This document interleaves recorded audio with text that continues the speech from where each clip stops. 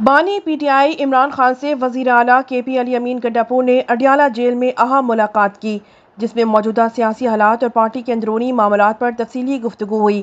اس حوالے سے رپورٹ کے مطابق بانی پی ٹی آئی سے بیرسٹر سیف اور علی امین گنڈاپور نے اڈیالہ جیل میں طویل ملاقات کی، جس کا دورانیہ 2.5 گھنٹے تک تھا۔ اس حوالے سے ذرائع کا دعویٰ ہے کہ مذکورہ ملاقات کا محور اسٹیبلشمنٹ سے مذاکرات تھا۔ ذرائع کا کہنا ہے کہ علی امین گنڈاپور اور بیرسٹر سیف اس سلسلے میں بانی کو قائل کرنے میں کامیاب رہے۔ ذرائع کے مطابق بانی نے علی امین گنڈاپور کی پیشکش پر نیم رضامندی ظاہر کی۔ علی امین گنڈاپور نے صوبائی معاملات پر بھی ان کو بریفنگ دی۔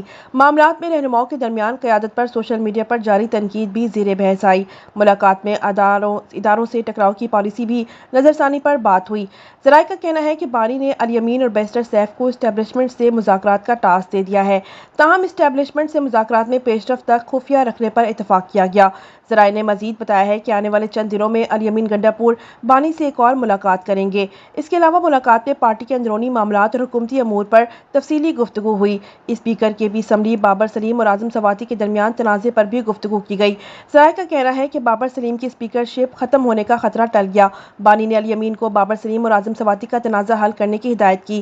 ذرائع کے مطابق علی امین گنڈاپور نے ان کو تمام سیاسی اور پارٹی معاملات سے آگاہ کر کے اعتماد میں لیا۔